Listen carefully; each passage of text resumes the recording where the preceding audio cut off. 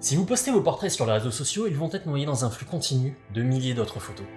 Alors au milieu de cette concurrence infinie, qu'est-ce qui fait que votre photo va sortir du lot et marquer les esprits? Le regard. À vous de créer un dialogue entre le spectateur et votre modèle. Impliquez-le, c'est le meilleur moyen de marquer son esprit. Et ça passe par un regard envoûtant. Un regard soigné aidera une bonne photo à devenir inoubliable, alors que des yeux mal éclairés ou peu expressifs vont affaiblir l'impact du portrait. Les yeux sont les reflets de l'âme. Ne les négligez pas. Je vais vous montrer mon processus de retouche complet des yeux pour sublimer le regard. Pour ce tuto, je vais travailler sur un shooting en extérieur que j'ai fait avec Raphaël Lemaître. La photo a été prise avec un Sony A7R III avec un 85 mm. Première étape, je vais enlever les veines des yeux. Pour ce faire, je vais utiliser l'outil correcteur de ton direct et avec un pinceau fin et doux, je vais venir repasser sur les veines pour les atténuer. Il faut bien vérifier d'être en sample all layer, ce qui vous permettra de travailler sur un calque vide tout en prenant en compte les autres calques.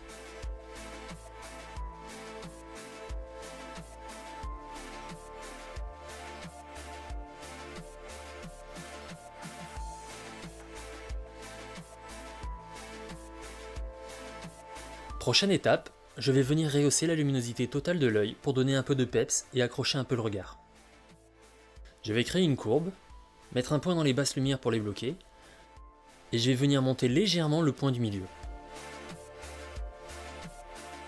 On s'aperçoit que le masque à côté de la courbe est blanc. Ça veut dire que l'effet de la courbe s'applique à toute l'image. Je vais inverser le masque avec commande I. Le masque devient noir, ce qui a pour effet de masquer ma courbe. Maintenant, je vais venir peindre en blanc avec un pinceau doux l'intérieur de mon œil, pour faire réapparaître l'effet de la courbe juste sur cet endroit.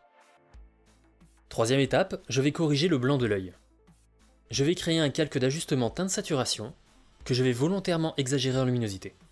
Comme pour la courbe, je fais commande plus I pour inverser le masque et masquer mon réglage. Puis je viens peindre en blanc sur le blanc de l'œil. Mon masque est bon, du coup je vais réinitialiser les paramètres du calque teinte saturation.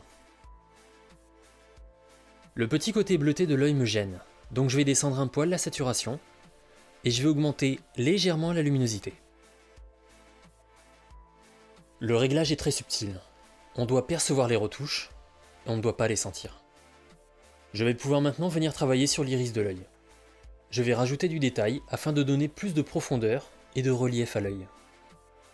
Je viens créer une courbe, j'augmente la luminosité, et comme pour les autres, je l'inverse. Sur le masque, je vais venir tracer des petits traits avec un pinceau doux, très fin. N'hésitez pas à zoomer pour être plus précis. Il faut que les traits soient perpendiculaires à la pupille. L'effet est trop fort. Je vais redoser le réglage de la courbe en cliquant sur cette icône. Pour plus de crédibilité, l'effet ne doit pas être présent partout sur l'œil. Mon catchlight se trouve ici. Les reflets vont donc devoir se trouver à l'opposé, ici en bas.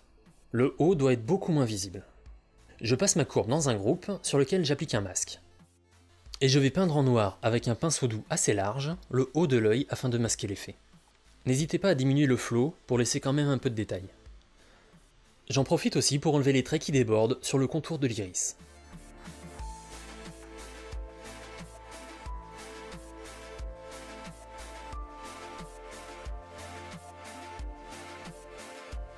Je vais répéter cette étape avec une nouvelle courbe.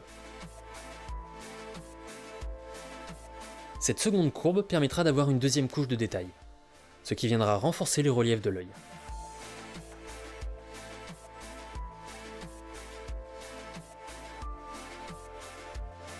La deuxième courbe est trop forte. Je vais régler les paramètres pour diminuer l'intensité.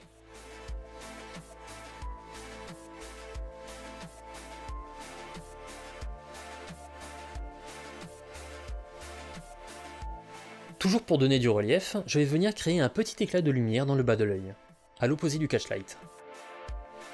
Pour ce faire, je crée un nouveau calque, et je vais peindre un petit arc de cercle blanc avec un pinceau doux. Je passe ce nouveau calque en superposition, et je baisse mon opacité jusqu'à trouver un réglage subtil.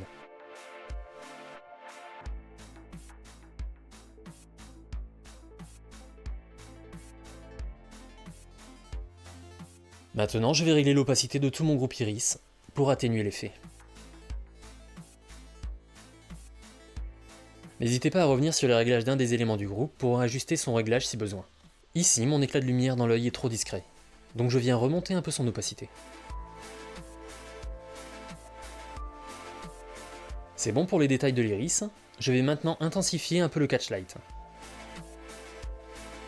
Pour ce faire, je crée un nouveau calque et je viens peindre du blanc dessus. Je le passe après en superposition. Puis je viens diminuer l'opacité du calque. Maintenant, je passe à la couleur de l'iris. Pour ça, je crée un calque d'ajustement vibrance, je l'inverse avec Command I, puis je viens peindre en blanc sur l'iris. J'augmente légèrement la vibrance et la saturation. Le réglage doit rester naturel. Enfin, pour finir avec l'iris, je vais venir créer un cercle noir sur son contour pour accentuer d'autant plus le relief de l'œil et améliorer le rendu des réglages. Pour ça, je vais sélectionner mon outil ellipse et tracer un cercle sur le contour de l'œil. Je vais pouvoir trouver en haut les paramètres de cette ellipse. Fill correspond au remplissage et Stroke au contour. Je clique sur le remplissage et je clique sur l'icône barrée afin de le masquer. Je ne veux que le contour. Du coup, je vais sur Stroke et je clique sur l'icône de couleur pleine pour lui définir une couleur de contour. Après, je viens régler son épaisseur pour avoir un contour assez fin. Une fois l'épaisseur trouvée, je vais diffuser les bords. Pour ça, je vais dans Filtre et je lui applique un flou gaussien. Je convertis le calque en Smart Object. La fenêtre du filtre apparaît et on va lui définir une valeur autour de 5 pixels. Juste histoire d'avoir un joli cercle diffus. L'effet s'applique sur les paupières. Je vais corriger ça en créant un masque sur le calque d'ellipse et je vais peindre en noir dessus pour masquer ce qui dépasse.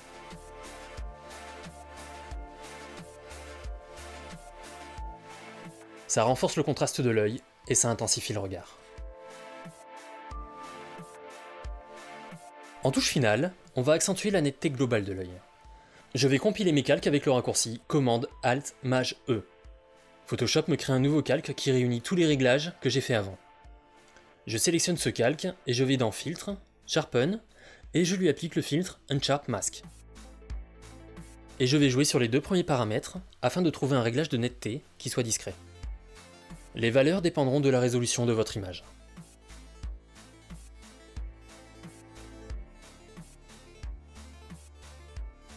Une fois terminé, je valide.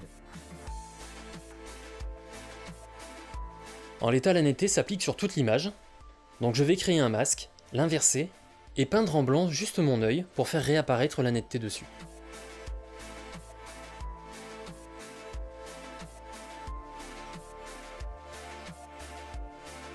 J'aime bien accentuer également un peu les cils. Enfin, je rassemble tous mes réglages dans un groupe que je vais appeler œil gauche.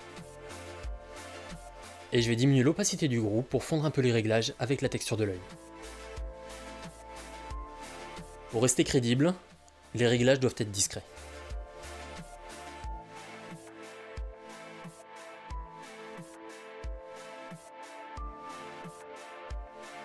Comme ça, c'est pas mal. Maintenant, il n'y a plus qu'à faire la même chose pour l'œil droit. C'est fini pour ce tuto. Je vous laisse avec un aperçu de ma série que vous pourrez retrouver sur mon compte Instagram. Avec le confinement, j'ai un peu de mal à terminer mon court-métrage. Du coup, j'en profite d'être à la maison pour travailler sur tout ce qui est SFX. Et je me permets de vous quitter sur un teaser. À bientôt.